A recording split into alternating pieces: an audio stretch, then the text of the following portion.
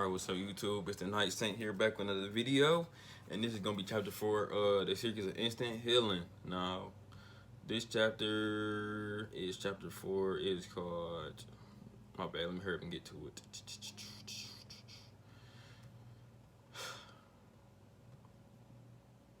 The mind and thoughts. The ancestor of every action is a thought. The question is, you become aware of your reflexive character of thought. That is a reflex. We can say that as long as the reflexes are free to change, then there must be some kind of intelligence or perception, something a bit beyond the reflex, which will be able to see whether it's coherent or not. Dave Bohm.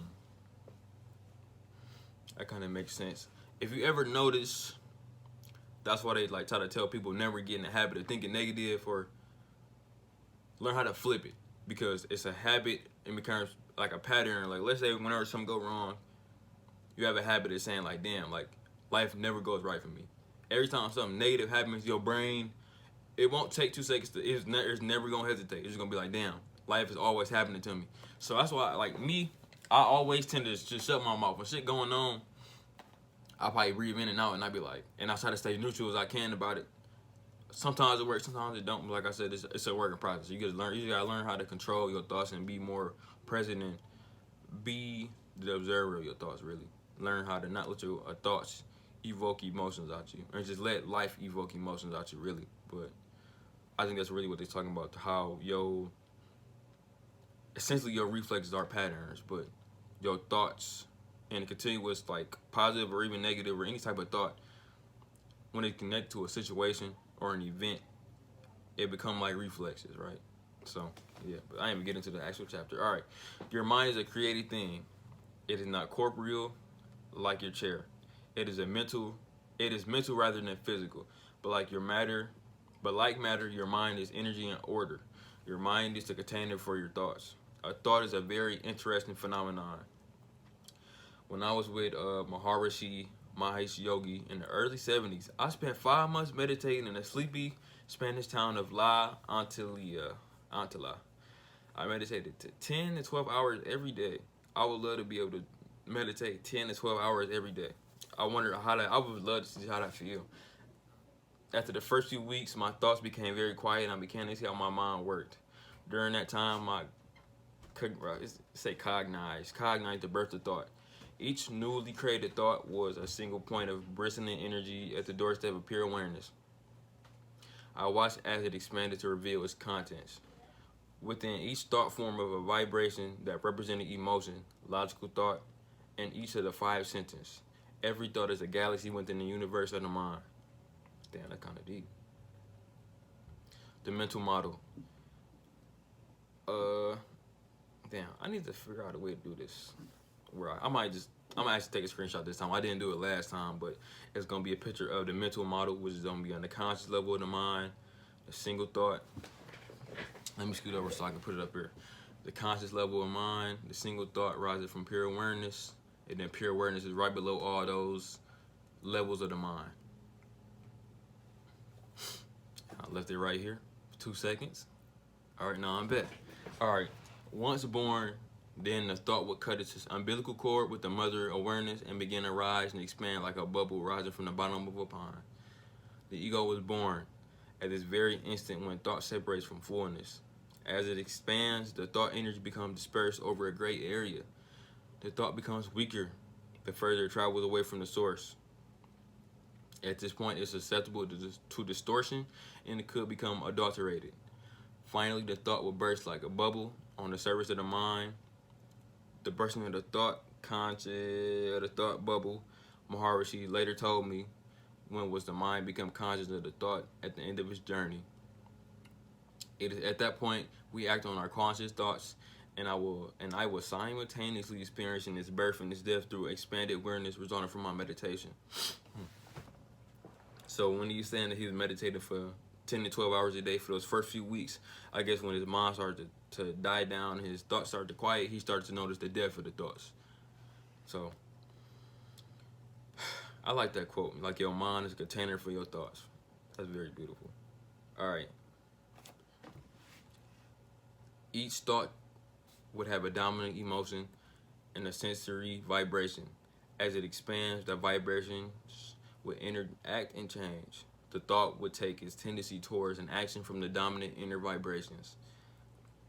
I saw a kind of matrix through which thoughts would pass on their way to consciousness. If the inner workings have become distorted, this matrix could rearrange the inherent vibrations and change the tendency. Maharishi told me that this intellect filtering thoughts help me to harmonize them so they will become more supportive of our health and well-being. There is a lot to be taken away from this experience, but for our purposes, I would like to concentrate on a single point. The further a thought gets away from pure awareness, the weaker it becomes. The more likely it is to become harmful.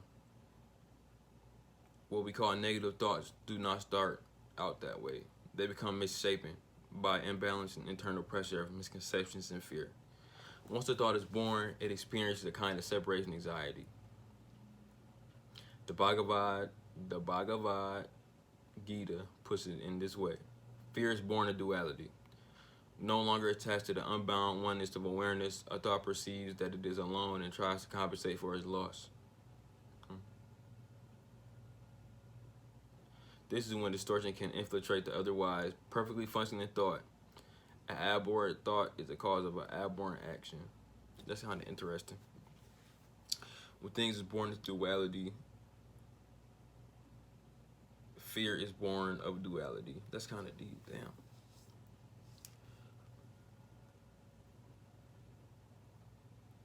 So let's think about the duality. I think let's take 2 seconds to really think about this shit though. So thinking about it, let's say one end of the spectrum is like hate, right? Let's say you in the world, you alone, you think everybody hates you. And even like, some people really believe like God or like the universe don't like them. Just because of how much suffering they went through as an individual. And I mean, it makes sense why people would believe that, but at the end of the day, it don't make sense, right? I mean, it makes sense, but it makes sense in a human level looking at it. It don't make sense from a higher perspective, like more of a spiritual perspective. Let's say the universe loves everybody. It don't matter how many people may disagree or whatever. My opinion is that the universe loves everybody. Like I said, you woke up this morning. A lot of people wake up every morning knowing they don't need to wake up every morning. Some people are some terrible human beings. But the universe and God, Allah, whatever you believe in, still decided to wake you up. Wake your punk ass up this morning. And people still, blame the universe, blame God for all their shortcomings. And a lot of that deals with just fear of being themselves or fear of just accepting reality for what it is, fear of accountability. But all in all, I just go back to the idea like fear is born of duality. And the duality is if you experience hate, like I said, you not just experience hate, you experiencing love. It's like nothing is all the way on one side in my head. And even if it is always on one side, somewhere else, it could be on the other side. And all in all, like I said, it's within hate is love, and within love is hate. So I know it's a paradox, and people gonna be like, "What the hell?" But I'm still figuring it out myself. All right, so we only have to look around us to realize that purely harmonious, loving, and productive thoughts rarely find expression in our day-to-day world. If you think I am overly animated, the life of a thought, or given too much intelligence, don't forget that collection of those very thoughts that brought you to where you are today. Most people take back their basic identity from your thinking, and you say, I am successful in my job. I believe in free education. I am angry. I am successful in my job. Oh, I should have read that. But what was necessary for you to have success, beliefs, and feelings? Every step of the way, your thoughts have shaped and guided your progress, or the lack thereof. The further a thought has to go to work its way up to our consciousness, the more chances it has to become disharmonious. If we could expand our consciousness in such a way to contact thought closer to its origin, we would diminish the likelihood of disharmony. This is not a new message. Sages have been telling us to get out of this bandwagon for eons.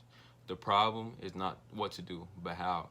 We cannot fully understand the role of awareness and thinking. We have gotten to getting ourselves in a pretty pickle. But it is more than understanding. Understanding takes place in the mind. Pure awareness is beyond the mind. So understanding it is out of the question. most people take their basic identity from their thinking.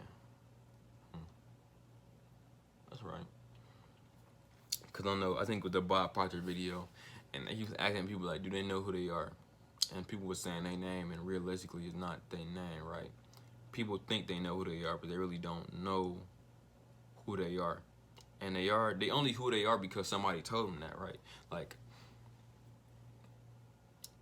another book called The Four Agreements, and it's basically speaking about agreements. It's like laws that everybody agree to. Like, take out money. Money don't have really no inherent value because it don't have any value. Everybody give its value.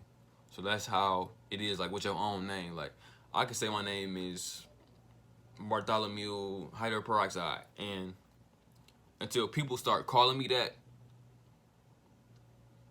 I won't really believe it in a sense. It's the agreement that everybody don't agree on, but that's not what I'm trying to say. Hold on, maybe that's the wrong point. If you're going to do, how did I even get to that? I'm tweaking. Let me stop going on a tangent. I literally forgot how I even got to that point. Maybe I was just talking. All right. That leaves us with the experience of pure awareness, and that is very bit of a sticky wicket as well. To have an experience, we also need the mind. And herein lies one of the most salient and almost universally misunderstood tenets for knowing pure awareness. Pure awareness cannot be experienced, we know it. By our lack of experience, I only want to mention this here. No amount of explaining will give you the non-experience of pure awareness. Presently, I will show you how to stop your thinking and discover yourself where thoughts come from. What did that mean? Like, not even what it mean, but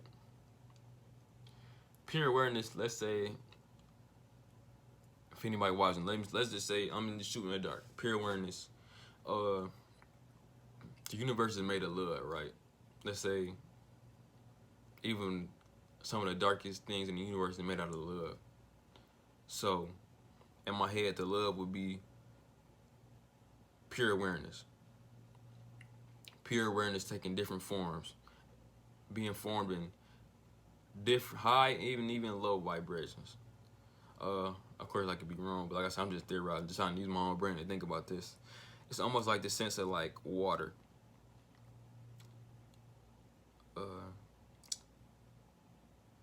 People use the example of like, let's say the universe is like a big ocean, and the waves that come up, the different forms of water that comes up, maybe ice, maybe rain, maybe snow. It's all water, but it's water in different forms. Could be a lake, it could be a river, it could be a canal, could be water in a water bottle. It's all water, but it's in different forms. I think that's what like pure awareness is. So, yeah. All right, so that was chapter 4. If y'all liked the video, like, comment, subscribe, and I'll see y'all later. Thank you.